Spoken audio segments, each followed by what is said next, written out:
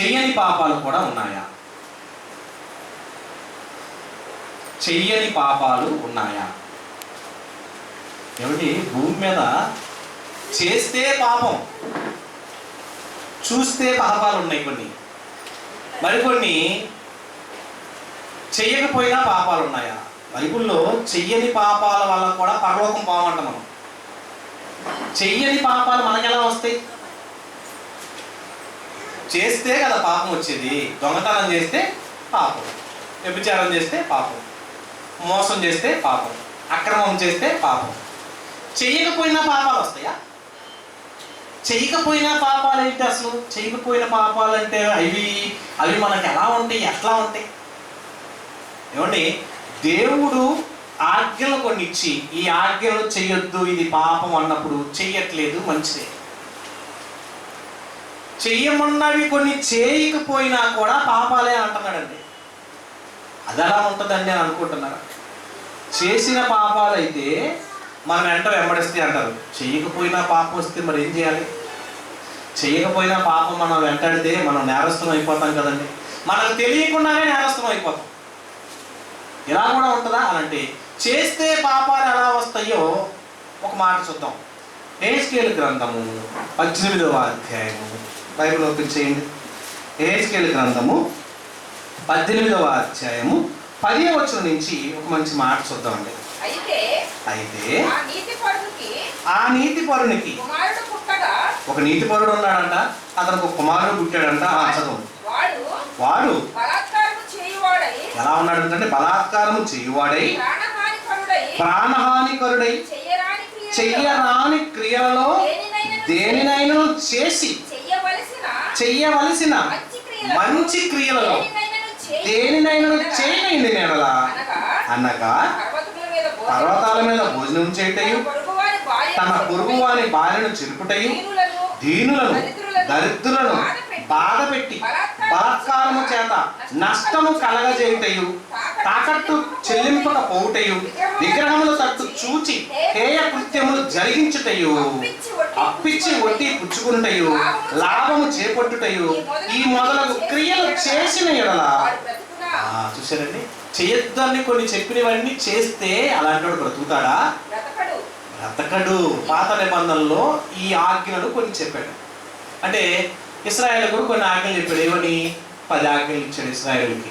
నరహత్య చేయొద్దు, వ్యభిచరించవద్దు, దొంగిలించవద్దు, అబద్ధ సాక్ష్యం పలకొద్దు.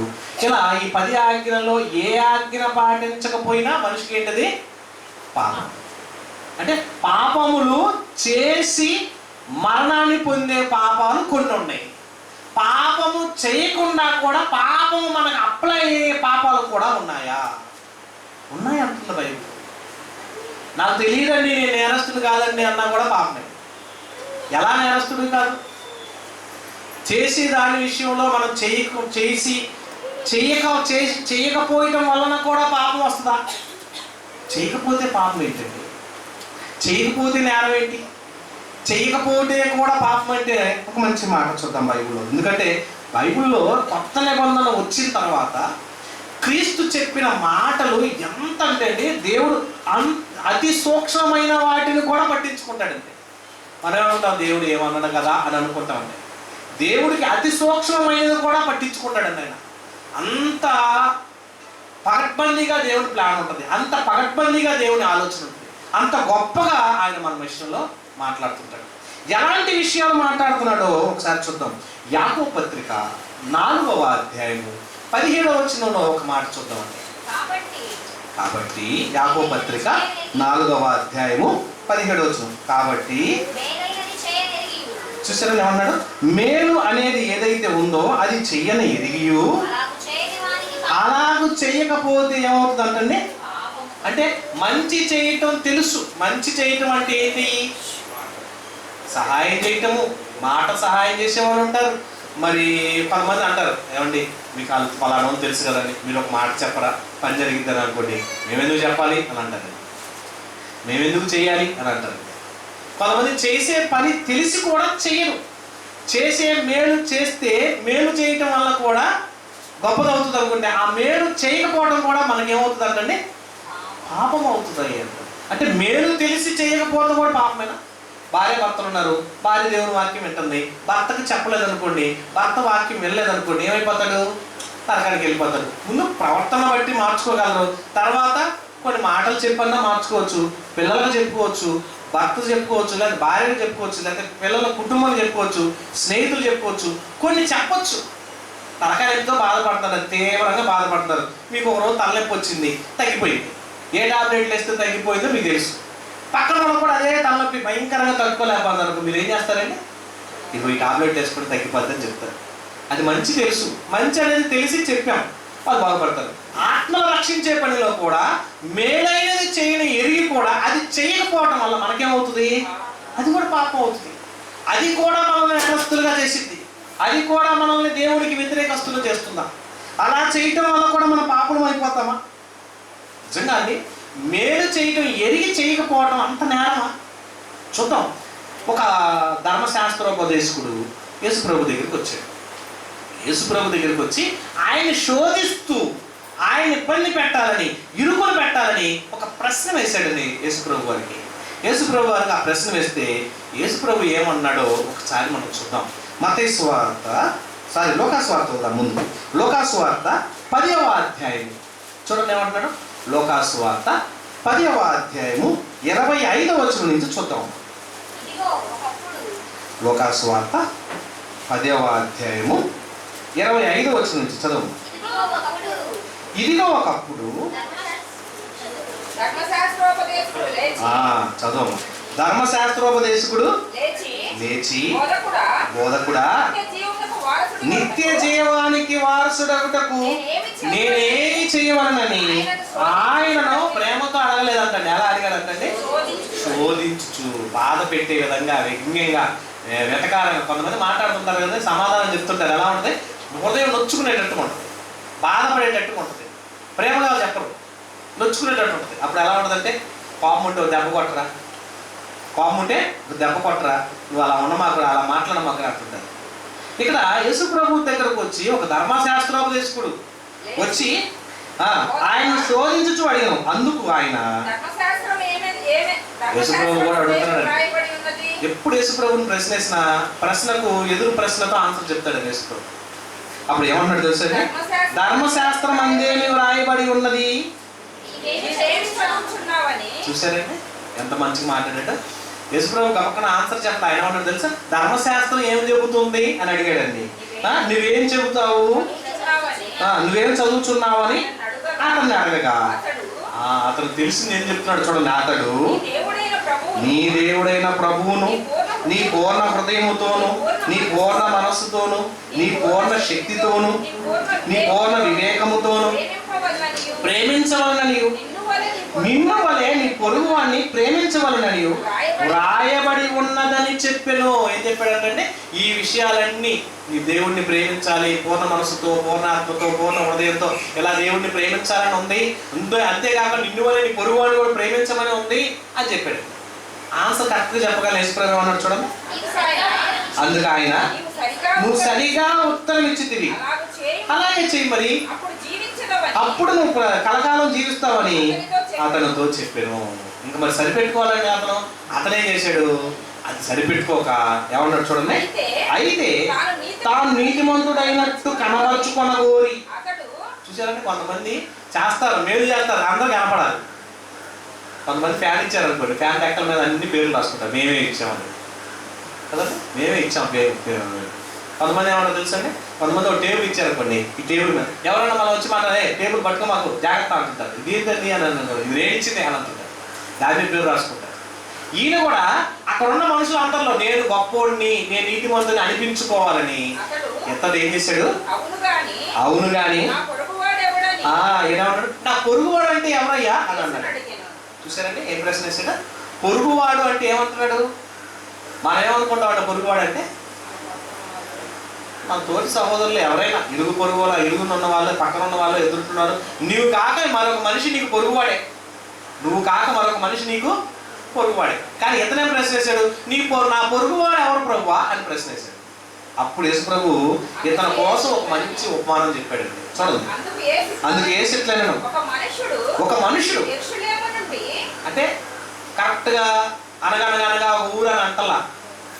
అనగనగా ఊరంటే కథ అయింది, ఇది ఒరిజినల్గా జరిగింది అయి ఉందని అనుకుంటా. అందుకని ఏమన్నాడు, యెరూషలేము పేరు చెప్తున్నాడు. పేరు చెబుతూ ఏమన్నాడని, యెరూషలేము నుండి యెరికో పట్టణమునకు దిగి వెలుచు దొంగల చేతిలో చిక్కాడు. వారు అతని బట్టలు దోచుకొని అతన్ని కొట్టి కొర ప్రాణంతో విడిచిపెట్టింది. ఏం చేశారంటే ఒంటి మీద ఉన్న బట్టలన్నీ లాగేసుకొని బాగా కొట్టి రక్తం అంతా కారేటట్టు గాయాలు చేసి చావు బతుకుల్లో అతను వదిలేసి వెళ్ళిపోయారు. అప్పుడు ఏం జరిగిందంటే, యాజకుడు అంటే ఎవరు? యాజకుడు అంటే దేవుని యొక్క పరిచారకుడు. అక్కడ ఇశ్రాయేలు అందరికీ మరి గోత్రాలుగా అన్నింటినీ కలిసి దేవుని సన్నిధిలో ఆరాధనకి యోగ్యుడైన వ్యక్తి, ఆరాధన చేయడానికి దూపం వేసే వ్యక్తి, అక్కడ ఉన్న ప్రజలందరికీ ధర్మశాస్త్రోపదేశాన్ని వాక్యాన్ని బోధించే వ్యక్తి. ఆ రోజుల్లో యాజకుడికి ఉన్న వాల్యూ అది. అప్పుడు ఒక యాజకుడు ఆ త్రోవను వెనుక తటస్థించును. అతన్ని చూశాడు. చూసి ఏం చేయాలంటే, యాజకుడు అనేవాడికి ఏం తెలుసు, మరి దేవుణ్ణి ఆరాధించే వ్యక్తి కదా, దేవుణ్ణి ప్రేమించే వ్యక్తి కదా, దేవుణ్ణి ఎరిగిన వ్యక్తి కదా. ఎరిగిన వ్యక్తి అయిన ఈ వ్యక్తి కూడా అతను చూసి నాకెందుకు లేని అతను వదిలేసి వెళ్ళిపోతే నెక్స్ట్ ఇంకొక అలాగునే లేవీడు ఒకడు. లేవీడు ఎవరు? లేవీడు అంటే ఇశ్రాయేలు గోత్రాల్లో ఒకడు. ఇశ్రాయేలు గోత్రాల్లో దేవుణ్ణి ఎరిగిన జనాంగం అని అర్థం. ఇశ్రాయేలు లేవీలు గోత్రం ప్రత్యేకమైంది ఆరాధనకి. యాజకుల వంశం అనేది, యాజకుల వంశంలో ఎరిగిన వాడు అంటే యాజకులుగా ఉన్న వంశంలో ఉన్న జాబితాలో ఉన్నవాడే లేవీడు. ఈ లేవీడు కూడా ఆ చోటికి వచ్చి చూచి పక్కన పోయిను. అయితే ఒక సమరయుడు అంటే అన్ని జనుడు, ఇశ్రాయేలు యూదులందరూ కూడా సమరయులు పాపులు అని పిలిచేవాళ్ళు. అంటే పాపాత్ముడుగా ఎక్కేసుకునేవాళ్ళు. ఎవరిని ప్రేమించే ఆ సమరయులందరినీ ఎవరిని చేరదీయరన్నమాట. ఒక సమరయ స్త్రీ అంటారు చూసారంటే, వెలువేయబడిన వాళ్ళలాగా ఒక సమరయుడు, ఇతను కూడా ఒక సమరయుడు ప్రయాణమైపోవచ్చు. అతను పడి ఉన్న చోటు ఏంటి, ఎవరు చచ్చిపోయాడు, ఇతను చచ్చిపోయాడు బతుకున్నాడు అని చూశాడు. ఒంటిన బట్టలు లేవు, మొత్తం లాక్కున్నారు. వస్త్రాధారంగా డబ్బులు లేకపోతే బట్టలు లాక్కి వెళ్ళిపోయారండి వాళ్ళు. ఎంత దొంగలో చూడడం, వస్త్రాలను దోసుకొని అతని దగ్గర నేను తీసుకొని అతన్ని బాగా కొట్టి చిత్రాలు చేసి పడేశారు. చచ్చిపోయే పరిస్థితిలో ఉన్నాడు, ఊపిరి ఆడలేదు, చావు బతుకుల్లో ఉన్నాడు. ఆ టైంలో అతన్ని చూచి అయ్యో ఇట్లా అయిపోయింది ఏంటి, అదే నా పరిస్థితి అయితే ఎలా అయితే ఏమవుతుంది అనుకున్నాడు. నిన్ను వారి నీ పొరుగు వాడు ప్రేమించడం అంటే ఏంటో తెలుసండి, నీకే ఆపద వస్తే ఎలా ఉంటుందని ఆలోచించాలి.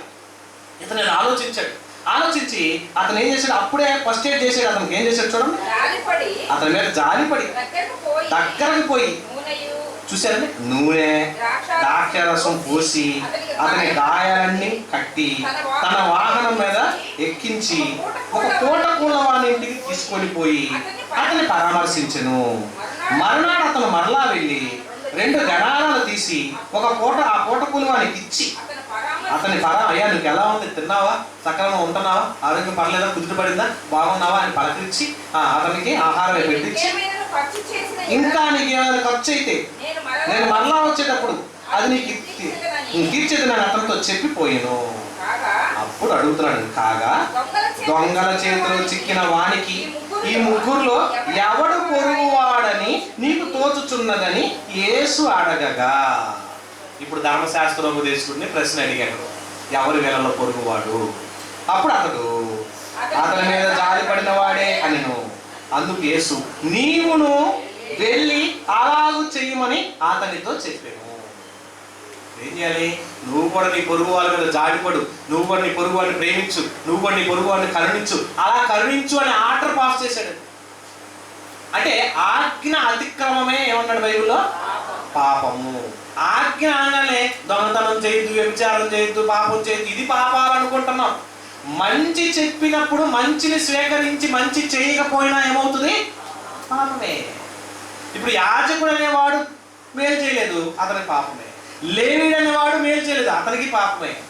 ఇప్పుడు మరి ఇక్కడ సమరయుడు ఎందుకు పనికిరాని వాడు, వెలివేయబడ్డవాడు, పాపని పిలువబడేవాడు, అయినా కూడా అతను జాలి కలిగిన మనసుతో ఆ వ్యక్తిని ప్రేమించి తీసుకెళ్ళాడంటే అతనిలో ఏమున్నాయి, ప్రేమించే తత్వం ఉంది, జాలిపడే గుణం ఉంది, మంచి లక్షణాలు ఉన్నాయి. ఏమండి, ఒక క్రైస్తవుడు అయ్యాడంటే మనం ఎలా అయ్యో తెలుసా, క్రైస్తవుడు అయ్యేవాడు క్రీస్తులా మారిపోవాలి, క్రీస్తులా ప్రేమించాలి, క్రీస్తులా ధరించాలి, క్రీస్తులా క్షమించాలి. ఏమండి, యేసుప్రభు అంతటా ఆయన్ని కొట్టి హింసించి చంపుతుంటే చంపే వాళ్ళను కూడా క్షమించే మనసున్న వ్యక్తి అండి ఎవరైనా యేసు ప్రభు.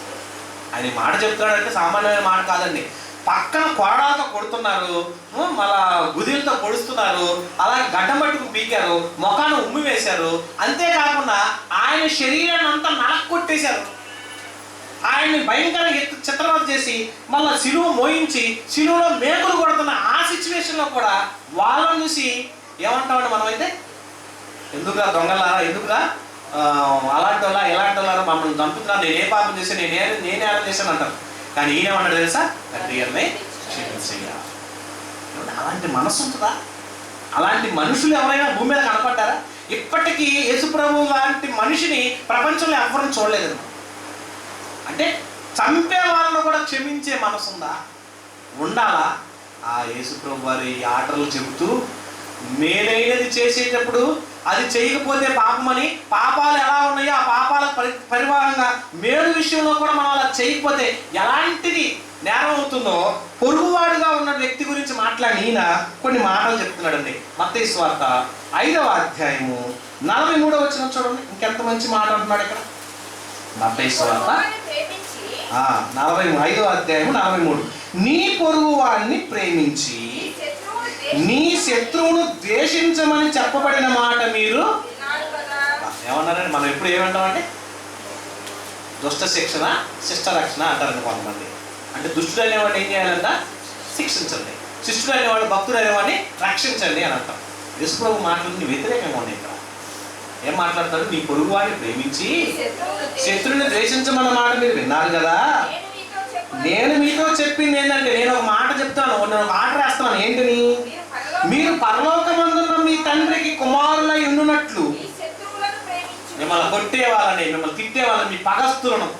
మీకు శత్రువు అంటే ఒక వ్యక్తి ఎలా అవుతాడంటే, శత్రువు అంటే ఏం చేయాలి? నిన్ను దోచుకోవాలి, లేకపోతే నీ దగ్గర నేను లాక్కేవాలి, లేకపోతే నీ దగ్గర ఉన్న వాటిని నిన్ను కొట్టి నీ దగ్గర నేను లాక్కోవాలి, లేకపోతే నీ ఆస్తి కాపలు రాయించుకోవాలి, లేకపోతే నీకున్న ధనాన్ని దోచుకెళ్ళిపోవాలి, లేకపోతే నిన్ను భయంకరంగా 10 మందిలో అవమానపరచాలి, నిన్ను 10 మందిలో నిలబెట్టి మరి ఇబ్బందికరంగా మాట్లాడేటప్పుడు లేకపోతే ఏదో ఇబ్బంది పెట్టే విధంగా చేస్తే అతను నువ్వేమనుకుంటావు? నా శత్రువు అండి అంట.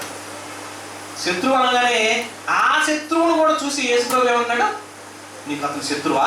అవునయ్యా అంట. అయితే అతను ప్రేమించు.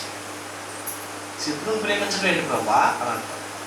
కానీ యేసుప్రభు చెప్తున్న మాట చూడండి ఎలా ఉందో. నీ శత్రువులను ప్రేమించండి, మిమ్మల్ని హింసించు వారిని మిమ్మల్ని హింసించే వారి కోసం మీరేం చేయాలి? ప్రార్థన చేయండి.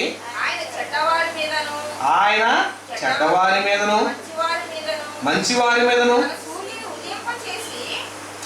ఇంకా పైకి ఉంది కదమ్మా, ఇంకా పై చదువుదాం. మీ శత్రువులను ప్రేమించండి, మిమ్మల్ని శపించే వాళ్ళని మీరేం చేయాలంట?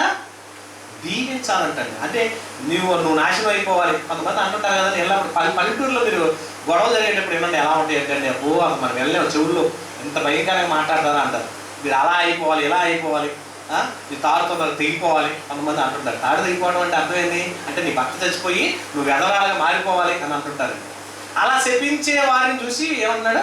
గాడ్ బ్లెస్ యు, మిమ్మల్ని దేవుడు దీవించుగాక అని అనాలంటే అంటారా? అనగలరా? అనొచ్చా? అనగలమా? కృష్ణుడు చెబుతున్నాడండి, మిమ్మల్ని శపించు వారిని చూసి దీవించండి, శపించు వారిని దీవించండి, మిమ్మల్ని హింసించు వారి కొరకు ప్రార్థన చేయండి. హింసించే వాళ్ళు బాగా ఇబ్బంది పెడుతున్నారు, అవమానపరుస్తున్నారు. వాళ్ళు ఏం చేయాలి? మీరు వాళ్ళ కోసం ప్రార్థన చేయండి. ఏమంటే ఇలాంటి తగ్గింపు స్వభావం, ఇలాంటి నేర్పరితనం, ఇలాంటి మంచి లక్షణాలు కూడా చెయ్యాలా చేయకూడదా? ఇది కూడా ఆజ్ఞనా? ఆజ్ఞ కాదా? ఇది కూడా ఆర్డరే. యేసుప్రభు చెప్పిందే. దొంగతనం చేయొద్దు, వ్యభిచారం చేయొద్దు, పాపం చేయొద్దు, మోసం చేయొద్దు, మరి అలా చేయొద్దు ఇలా చేయొద్దు అనేది ఆర్డర్ ఎలా అనుకుంటున్నామో, మేలైనవి చేయమని చెప్పిన ఈ మాటలు కూడా ఆర్డరే. ఇవి చేయకపోయినా మనకేమవుతుందంటే పాపమే. అదేంటండి, ఇది చేయకపోతే కూడా మేము పాపంలో అయిపోతామా, ఇది చేయకపోతే కూడా మేము నేరస్తులం అవుతామని మీరు అనుకోవచ్చు. అలా చేయకపోయినా కూడా మన పాపమే. కొంతమంది అండి ఎవరన్నా ఒక మాట అంటే సంవత్సరాల తరబడి పలుకోరండి. ఈ కుటుంబాల్లో చాలా ఎక్కువ ఉంటాయి. అన్నదమ్ముల కుటుంబాల్లో కానీ, రక్త సంబంధం కుటుంబాల్లో కూడా, ఈ కుటుంబాల్లో అత్తగారు ఏదో అందంగానే జీవితాంతం మాట్లాడదు. కోడలు ఏదన్నా అందంటేనే ఈ అత్తగారు పేరు తీసుకోవాలి, తోడు వాళ్ళు ఏదన్నా అందనుకోండి, మేము బలకం మీతో అంటారు. ఎక్కడైనా బంధువులు ఎవరైనా కనపడేది ఫంక్షన్లకు అందరూ కలిసి వచ్చారనుకోండి, కుక్క మీద పిల్లి మీద పెట్టుకుని మనం ఎన్నో అంటుంటారండి. ఈ కుక్క చావాలి, నాకు ఈ పిల్లి చావాలి, ఇది ఎర కూడా వచ్చిందని. అంటే మనసులో ఎవరున్నారు?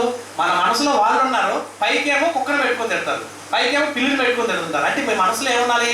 శత్రువు అంతటి వాళ్ళు కూడా ప్రేమించే మనసు ఉండాలని ప్రభు చెప్తుంటే, మీ మనసులో ఏం పెట్టుకున్నారు? పక్కనున్న సహోదరిని ప్రేమించలేదు. ఇద్దరు కలిసి ఆరాధన చేసుకుంటే గొడవ వచ్చింది అనుకోండి, ఆరాధన చేసేవాళ్ళు కూడా. ఈ మధ్య ఒక ఆమె నాతో సందర్భం వచ్చింది.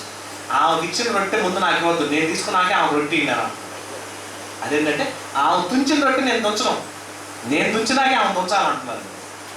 అలాంటి మనసు కూడా ఉందా? అప్పుడు నిన్ను దేవుడు ప్రేమిస్తాడు. పైకి ఆరాధన చేసే ఉపయోగం ఏముంది? ఇంకా పైకి నువ్వు భక్తిగా ఉన్న ఉపయోగం ఏముంది? సహోదరిలో కూడా ఇలాంటి స్వభావం ఉంటే ఎలా ప్రేమిస్తాడు? అందుకనే యేసుప్రభు అంటున్నాడు, చూడండి ఇంకెంత మంచి మాట్లాడు. లోకాసువార్త 6వ అధ్యాయము 27 నుంచి చూస్తే మరింత మంచి మాటలు అంటున్నాడు. ఇక్కడ లోకాసువార్త 6వ అధ్యాయము 27వ వచనం నుంచి 6వ అధ్యాయం 27 చదువు.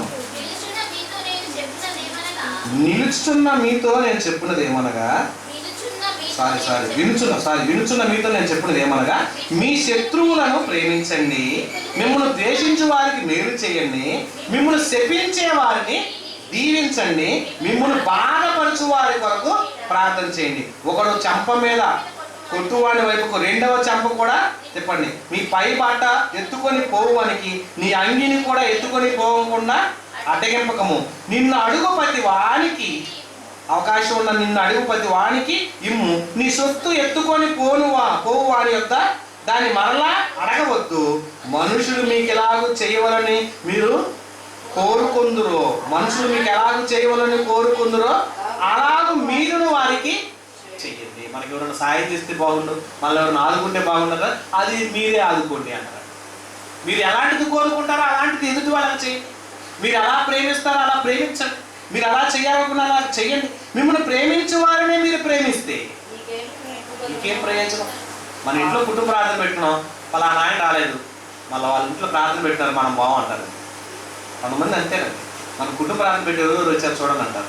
వచ్చిన వాళ్ళందరం చూసుకొని వాళ్ళ కుటుంబ ప్రార్థన పెట్టినప్పుడు వాళ్ళ ఇంటికి వెళ్తారు, మిగతా వాళ్ళ ఇంటికి వెళ్తారు. మనం అంతే కదండి. కొంతమంది పెళ్ళికి వచ్చారనుకోండి, వాళ్ళు మన పెళ్ళికి పిలిచారా, మనం కూడా పెళ్ళికి వెళ్దాం. వాళ్ళు మన ఫంక్షన్ పిలిచారా, మనం కూడా ఫంక్షన్కి వెళ్దాం. వాళ్ళు మనం ప్రేమించారా, మనం కూడా ప్రేమ. చూసారా, అలాంటి స్వభావం ఉంటుంది.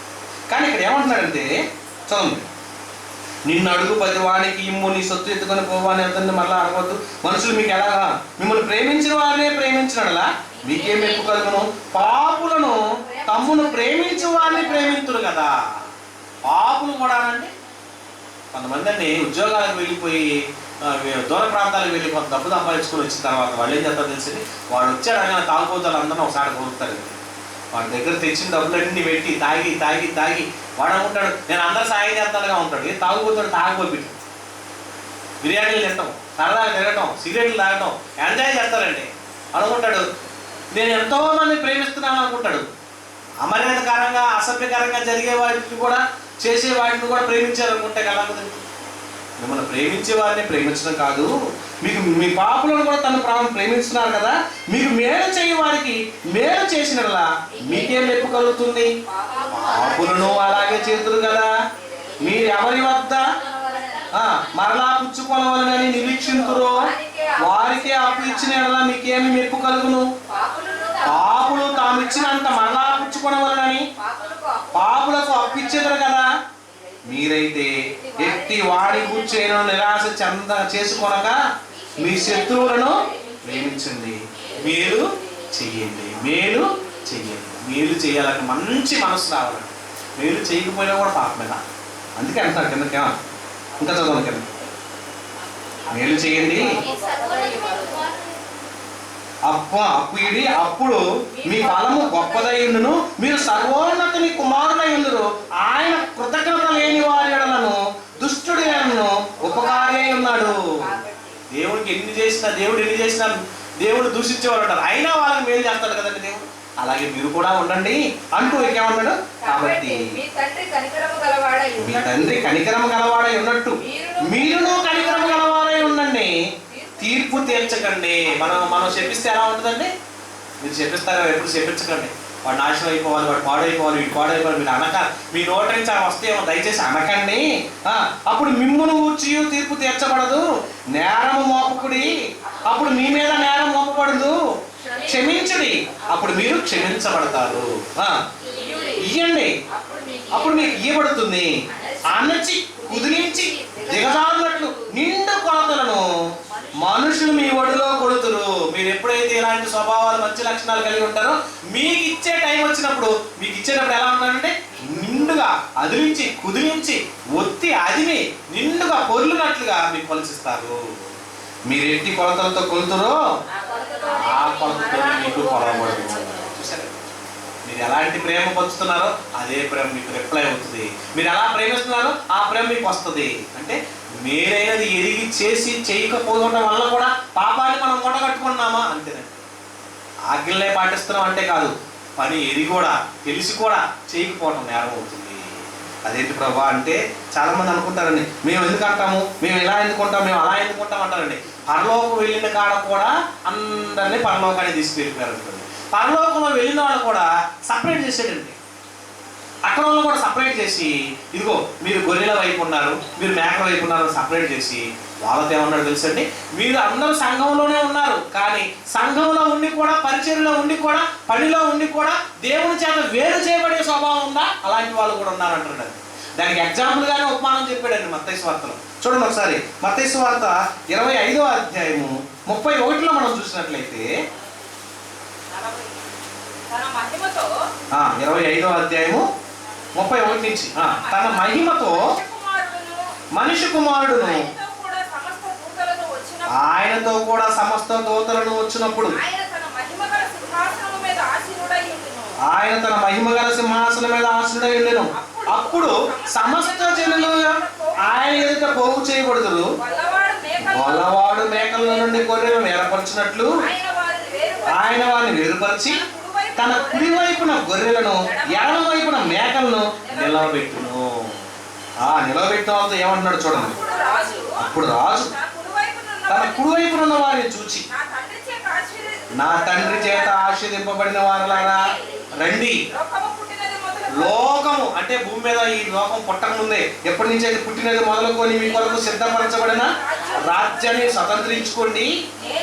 ఎందుకు ఈ మాట అన్నాడు వాళ్ళతో, నేను ఆకలి ఉన్నప్పుడు మీరు నాకు ఆహారం పెట్టారు, నేను దాహంతో ఉన్నప్పుడు మీరు నాకు దాహం ఇచ్చారు, నేను పరదేశిని ఉన్నప్పుడు నన్ను మీరు చేర్చుకున్నారు, నేను దిగంబరినై ఉన్నప్పుడు నాకు బట్టలు ఇచ్చారు, రోగి ఉన్నప్పుడు నన్ను చూడవచ్చారు, చెరసాలలో ఉన్నప్పుడు నా ఎద్దకు వచ్చింది. అందుకు నీతిమంతులు ఏమంటారండి, కుడివైపున నీతిమంతులు మీరు నాకు ఇవన్నీ చేశారా అంటే, మేము ఎప్పుడు చేశాం ప్రభా, మేమెప్పుడు మీకు ఆహారం పెట్టాం, మేమెప్పుడు మేము నీతిమంతులుగా ఉన్నాం, మేమెప్పుడు మీరు దిగంబరిగా ఉన్నప్పుడు వచ్చాం, మేమెప్పుడు మేము పరదేశంలో ఉన్నప్పుడు చేర్చుకున్నాం, ఇవన్నీ అప్లై చేస్తుంటే అప్పుడు 40 వచనం అంటున్నాడు, అందుకు రాజు మిక్కిలి అల్పులైన ఈ నా సహోదరులలో, అల్పుడంటే వాడిని తిరిగి చేయలేడు, వాడికి సహాయం చేయలేడు, వాడిని ఆదరించలేడు, వాడిని ప్రేమించలేడు, నువ్వు చూపించిన ప్రేమ వాడు చూపించలేడు. అలాంటి వాళ్ళలో ఒక్కడికైనా, చూడండి ఎంత మంచి మాట్లాడు, ఒకరికి మీరు చేసిద్దరి కనుక నాకు మీరు చేసినట్టే. చూసారు అంటే భూమి మీద మనం దేవుని కొరకు మేలైనది చేసే పనుల్లో ఉండకపోయినా కూడా పాపులం అయిపోతున్నాం. మేలైనది చేసే పనిలో కార్యక్రమాలు ఉండకపోయినా నేరస్తుల జాబితాలోకి వెళ్తున్నావు. నీకు ధర్మం చేసే అవకాశం ఉంది, చేతిలో డబ్బులు ఉన్నాయి, చేయగలిగే అవకాశం ఉంది, చెయ్యే అవకాశం లేనప్పుడు చేయలేకపోవచ్చు. మేలైనది చేసే అవకాశం ఉంది, చెయ్యి. నువ్వు తినగా మిగిలిపోయిన చాలా ఉన్నాయి, అది మరొకరు పెట్టు. అలా చేయటం వలన నువ్వు నాకు పెట్టినట్టే, నాకు చేసినట్టే, నాకు ఇచ్చినట్టే అది కూడా చేయని వాళ్ళు ఉన్నారు అంటారు. కొంతమంది పిసినతనంతో, పిసినారులుగాను, కొన్ని ఎదుటోళ్ళు ఎంత ఇబ్బంది పడుతున్నా కూడా చూస్తూ ఓర్చుకోలేని పరిస్థితుల్లోనే ఉండి కూడా ఎవరి పరిస్థితుల్లో ఉంటుంటే బిగబట్టుకుపోతుంటే వాళ్ళని చూసి అన్నాడు, ఎడమ వైపు ఉన్న వాళ్ళందరూ చూసి అప్పుడు అంటున్నాడు, చూడండి ఏమంటున్నాడండి, ఎడమ వైపు ఉన్న శపించబడిన వారులారా అని వాడుతూ అంటున్నాడు. 44 వచనం, ప్రభా మేమెప్పుడు నువ్వు ఆటలు కొనుంటాను, దక్కు కొనుంటాను, మేము పరదేశి ఉంటాను, దిగంబరి ఉంటాను, రోగి ఉంటాను, చరసాలు ఉంటాను, నీకు ఉపచారం చేయకపోతే మాకు ఎప్పుడు చెప్పావు, మాకు చెప్పలేదు కదా, నువ్వు మాకు ఎప్పుడు నీ గురించి తెలియదు కదా అని అన్నప్పుడు యేసుప్రభువు అంటున్నాడు, ఆయన చెప్తున్నాడు, మిక్కిలి అల్పులైన వీరిలో ఒకనికైనాను మీరు ఇలాగ చేయలేదు. చూసారండి, మేలు చేయలేదు. మేలు చేయకపోవటం వలన మీరు పాపాత్ములు అయిపోయారు. మీకు పరలోకంలో ఛాన్స్ లేదు. కనుక మీరు ఎక్కడికి వెళ్ళిపోతారు?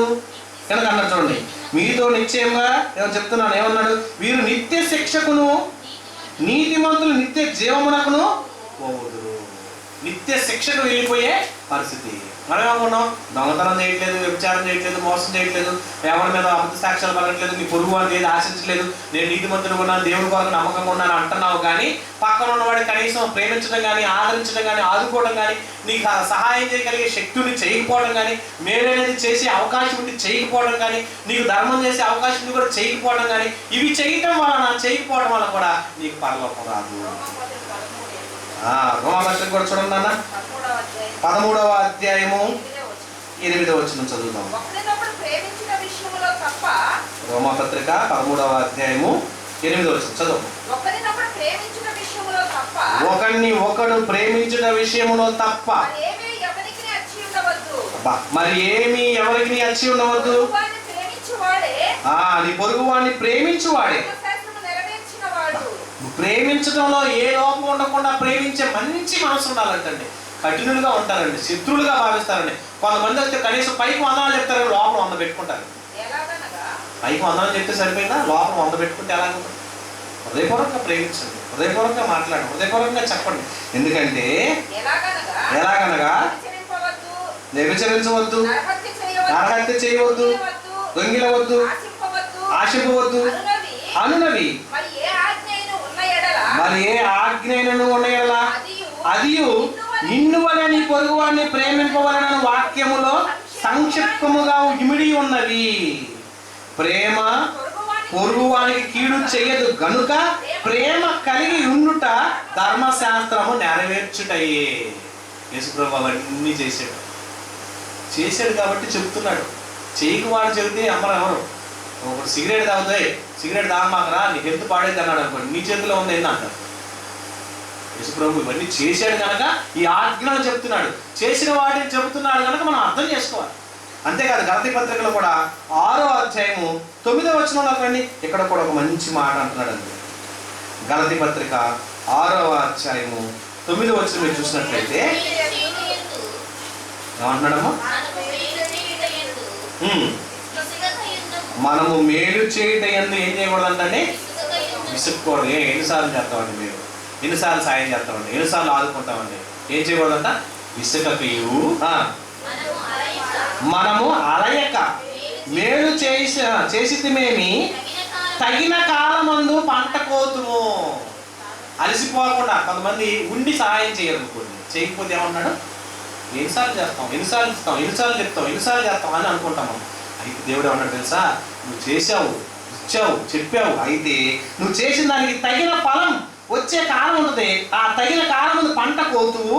కాబట్టి మనకు సమయం దొరికిన కొలది, ఏమన్నాడండి? అవకాశం దొరికిన కొలది, సమయం దొరికిన కొలది ఏం చేయాలంటే అందరి ఎడలను, విశేషంగా విశ్వాస గృహమునకు చేరిన వారి ఎడలను మేలు చేయుదుము. మేలు చేయడంలో అవకాశం ఉన్నంత వరకు మీరు చెయ్యండి అంటున్నాడు. అంటే ఇది చెయ్యమన్నది కూడా ఆజ్ఞ కాదా? ఆజ్ఞ.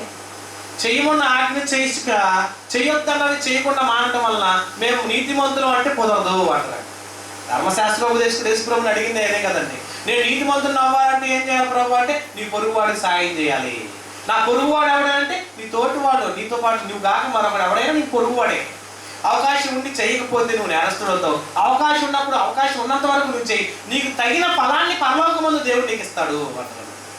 అంటే నీతిమంతులుగా ఉన్నామని పేరునే కాదు, కానీ నీతికి తగినంత పని మనం చెయ్యాలి. చేయకపోతే నిత్య శిక్షకు, చేస్తే నిత్య జీవానికి నువ్వు అర్హుడివి అంటాడు. ఇన్ని ఆజ్ఞలు ఉన్నాయా, ఇన్ని మాటలు ఉన్నాయా, ఎంత పవర్ఫుల్గా ఉన్న బైబిల్ అంటే ఎంత చక్కనిదండి. ఏ విధంగానూ చూడండి, ఎటు నుంచి చూసినా కూడా, ఎక్కడి నుంచి చూసినా కూడా నీలో లోపం కనపడకూడదు అంటున్నాడండి. నీలో ఏ లోపము కనపడకుండా ఉంటేనే పరలోకం. మంచిగా చేస్తున్నాను, భక్తుడిగా ఉన్నానంటే పరిచయుడు ప్రార్థన లాంటి జీవితం అవుతుంది.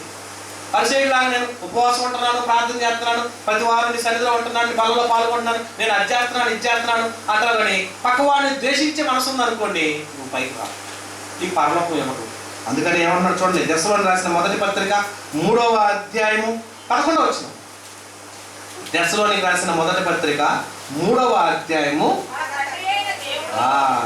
ఎంత మంచి మాట అండి. మన తండ్రి అయిన దేవుడును మన ప్రభు అయిన యేసును మమ్మును నిరాటంకముగా మీ యొద్దకు తీసుకొని వచ్చును గాక. మరియు మన ప్రభు అయిన యేసు తన పరిశుద్ధులందరితో వచ్చేటప్పుడు మన తండ్రి అయిన దేవుని ఎదుట మీ హృదయాలను పరిశుద్ధత విషయమై అనింద్యమైనవిగా ఎలా ఉండాలంటే మీ హృదయాలలో ఎక్కడ లోపాలు లేకుండా ఉండాలి. పైకి బాగానే ఉంటావు కానీ లోపల హృదయం అంతా పాడైపోతుంది. చాలా మంది అండి స్నేహంగానే ఉంటారు, ఆరాధన చేసుకుంటారు. ఆరాధనకు వచ్చినాక కొంతమంది చిన్న మొగబెల్లాలు వచ్చేసింది అనుకోండి, ఇంక వాళ్ళతో పలకరు కానీ ఆరాధన చేస్తూనే ఉంటారు.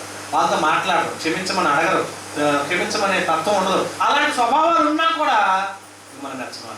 హృదయం ఎలా ఉండాలంటే పరలోకానికి వెళ్ళేటప్పుడు నిన్ను తీసుకెళ్ళేటప్పుడు ఎలా ఉండాలి? పరిశుద్ధత విషయంలో అనింద్యం అంటే నిందారోపణ లేని విధంగా నీ హృదయం ఉండాలి. అనింద్యమైనవిగా ఆయన స్థిరపరచుటకై మేము మీ ఎడల ఎలాగూ ప్రేమలో అభివృద్ధి పొంది వర్ధిల్లుచున్నామో అలాగే మీరును ఒకరి ఎడల ఒకరును మనుషులందరి ఎడలను ప్రేమలో వృద్ధి పొంది వర్ధిల్లునట్లు ప్రభువు దయచేయునుగాక. ప్రేమలో వృద్ధి పొంది వర్ధిల్లాలంటండి. ప్రేమలో పెరగాలి, ఇంకేం చేయాలి? వృద్ధి పొందాలి. వృద్ధి పొందడమే కాక వర్ధిల్లాలి. అలానో నాయకత్వం వర్ధిల్లాలి అంటాడు. చచ్చిపోయినాడు ఏం చేశాడని? అందరూ కొట్టాడు, తిట్టాడు, దాచుకున్నాడు, దోచుకున్నాడు, అన్ని చేసి ఆడ వర్ధిల్లాలంటాడు. వర్ధిల్లేదు అది కాదు. ఎక్కడ?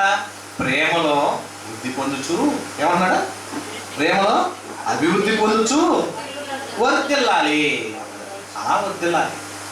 ప్రేమ లేకుండా కపటంతో, ద్వేషంతో, నీకోటి నాకోటి నాదోటి నీదోటి ఇటుదట్టు అడిదిట్టు కొంతమంది పుణ్యాలు చెప్తుంటారండి. ఇటు అడు చెప్తుంటారు, అటు ఇటు చెప్తుంటారు. అది అట్టంట ఇది ఎట్టంట అని అంటుంటారు. అది కూడా పాపమే. అది కూడా నీ పొరుగువాడి మీద నువ్వు ఏదైనా ఒక నిందేస్తున్నావు అంటే అది కూడా నీ మీద ఏమవుతుంది? నీకు పాపం అయిపోతుంది. నీకు తెలియకుండా నీ మార్కులు మైనస్ అవుతుంది. అక్కడ నీకు తెలియకుండా మార్కులు పోతా ఉంటుంది. నీకు అక్కడ కొంతమంది ఈ మధ్య ఎగ్జామ్ రాసేటప్పుడు ఏదో నీటో ఏదో చెప్తారండి. అందులో ఏదో మాకైతే తెలియదు కానీ ఎంసెట్ నీటో ఏదో ఉంటుంది ఎగ్జామ్స్. వాటిలో నీకు తెలిసిన ఆన్సర్ల వరకే పెట్టమంటాడు. తెలియని పెట్టామనుకోండి, అది మైనస్ అయింది అనుకోండి, వచ్చిన మార్కులో కూడా ఇంకోటి కట్ అవుతుంది. అంటే ఏమవుతుంది? తెలిసినవే చెప్పాలి, పెట్టాలి. తెలియని పెట్టినందువల్ల నీకు అది మైనస్ మార్కులకి వెళ్ళిపోతుంది. అది ఎలాగో తెలిసినదే మేలు చేసేది కాక మేలనేది ఎరిగి చేయకుండా ఉండటం కూడా నీకు పాపం. అంటే చెయ్యని పాపాలు కూడా నీ మీద అప్లై అవుతాయి. మనిషి చేసినవే పాపాలు కాదు కానీ చెయ్యకపోయినా కూడా పాపాలు ఉన్నాయా అంటే ఉన్నాయి. చూడండి, ముగింపులోకి వెళ్దాం. హెబ్రీ పత్రిక 13వ అధ్యాయం 16వ వచనం చూడండి. ఇక్కడ కూడా మంచి మాట అంటున్నాడు. 13వ అధ్యాయం 16వ వచనం. ఉపకారమును ధర్మమును చేయ మరచిపోకండి. ఉపకారం చేయటము ధర్మం చేయటము మర్చిపోవద్దు అన్నాడండి. అంటే ఇది కూడా ఆజ్ఞనా? ఇది కూడా చేయాలి. ఏం చేయాలి? ఉపకారము చేయడం నేర్చుకోవాలి. ఉపకారంతో పాటు ఏం చేయాలి? ఇలా చేసిన కుటుంబం ఒకటి ఉన్న బైబిల్లో ఎవరో చెప్పండి. అపోస్తలుల 10వ అధ్యాయం ఎవరున్నారు అక్కడ? కొర్నేలి కుటుంబం. కొర్నేలి కుటుంబం ఏం చేసిందంటే వాళ్ళు ఏం చేస్తారు? ప్రజలకు బహుధర్మము చేయొచ్చు. వాళ్ళు అంతకంతకు వర్ధిల్లారంటండి. స్వార్థ ప్రకటించడంలో, ధర్మం చేయడంలోను, నీతి కార్యాలు చేయడంలోను వాళ్ళ కుటుంబాన్ని గొప్ప చేశాడు దేవుడు. ఎందుకు? నీతిగా, న్యాయంగా, నమ్మకంగా. అంటే నిన్ను చూడగానే ఎవరు గుర్తు రావాలండి? యేసుప్రభుని చూస్తే, నిన్ను చూపిస్తే యేసుప్రభుని చూసినట్టే ఉండాలి. నిన్ను చూడగానే ఎవరు గుర్తు రావాలి? యేసుప్రభుని చూసినట్టు ఉండాలి. ఎందుకని? యేసుప్రభు ఒక మాట అంటాడు, పరలోక రాజ్యం వెళ్ళాలంటే పిల్లల లాంటి మనసు ఉన్నవాడికే పరలోకం అన్నాడు. పిల్లల లాంటిదంటే ఎందుకన్నాడు ఆ మాట? వీళ్ళిద్దరు కలిసి కొట్టుకుంటారు. ఓ పావలా కోసం, అద్దరు కోసం లాక్కుంటారు, వెళ్ళిపోతారు. కాసేపు నాకు ఈడు చాక్లెట్ తీసుకొని వచ్చినప్పుడు అదే రారా నన్ను పిలుస్తాడు. వాడికి కూడా మళ్ళీ సగం కోరికెత్తాడు. మనం ఏమంటాం తెలుసా? చూసినారు ఇందాక కదా ఇద్దరు కలిసి కొట్టుకున్నారు, మళ్ళీ వాడిని నీకు సిగ్గు లేదా, బుద్ధి లేదా, మళ్ళీ వాడి దగ్గరికి వెళ్ళావు. మళ్ళీ వాడి దగ్గరికి వెళ్తే వాడు కొడతాడు, తిట్టించుకుంటాడు, కొట్టించుకుంటా మళ్ళీ ఇంటికి వస్తావు. వాడి దగ్గర పావద్దు అని అంటారు. పావద్దు అన్న మనసు మనకుంది కానీ వాళ్ళకి ఎలా ఉంటుందండి? వాళ్ళకి అది ఉండదు. మర్చిపోతాడు. మళ్ళా ప్రేమిస్తారు. చూడండి, చిన్నపిల్లల లాంటి మనస్సు కలిగిన మనస్సు ఉండాలంటే మనం పెద్దవాళ్ళని ఎదిగామనుకున్నాం కానీ మనం కూడా ఏమన్నాడు? మీరు కూడా ఇలాంటి మనస్సు కలిగిన వారైతేనే తప్ప మీకు పరలోకం లేదు. మనం హృదయంలో కఠినత్వం, హృదయంలో ద్వేషం, హృదయంలో పగ, హృదయంలో అసూయ, ద్వేషాలు, రకరకాల స్వభావాలన్నీ పెట్టుకొని మేము యేసుప్రభువుని ప్రేమిస్తున్నాం, ప్రార్థన చేస్తున్నాను, ఆరాధనకి వెళ్తున్నాను, ప్రతి ఆదివారం బల్ల తీసుకుంటున్నాను, నేను గొప్ప భక్తుని భక్తురాని అన్నావు అనుకోండి, నీకేముండవు, నువ్వు చెప్పుకుంటావు అంతే. పైకి వెళ్ళే వాటికి సపరేట్ చేసేస్తారు. ఏంటి ప్రభు అన్నావు అనుకోండి, నువ్వు కొన్ని చేసావు, చెయ్యని నేరాలు కూడా నీ మీదకి వచ్చినాయి. చెయ్యని పాపాలా? అవును, చెయ్యని పాపాలు నీ మీద అప్లై అయినాయి. ఏది మేలైనది చేయాల్సిన ఎరిగి ఉండి కూడా మేలైన కార్యక్రమాలు చేయకపోవడం వల్ల కూడా నీకు నేరం అప్లై అయింది. చూసారే అనుకోండి, మనం అందరం మీటింగ్ పెట్టుకుంటాం, అంతా జరుగుతుంటుంది. తిన్నోళ్ళు వెళ్ళిపోతుంటారు కొంతమంది. పాపం అక్కడ అడ్డున్న తోముతూనే ఉంటారు, ఆ వడ్డించేవాళ్ళు వడ్డిస్తూనే ఉంటారు, ఆ బలాలన్నీ ఆడే ఉండిపోతాయి. మీటింగ్ అయిపోయి అంతా అయిపోయి సర్ది అన్ని వెళ్ళేపాటి వాళ్ళకి ఎంత టైం తెలుసండి? 2:30-3 అయిపోయింది. మళ్ళీ పొద్దున్న ఆదివారం ఆరాధనకి వీళ్ళు లేచి రావాలి. ముందు వెళ్ళిపోయిన అన్నాడు వస్తాం అనుకోండి, మరి రావడం పరిస్థితి ఏమనుకుంటాం?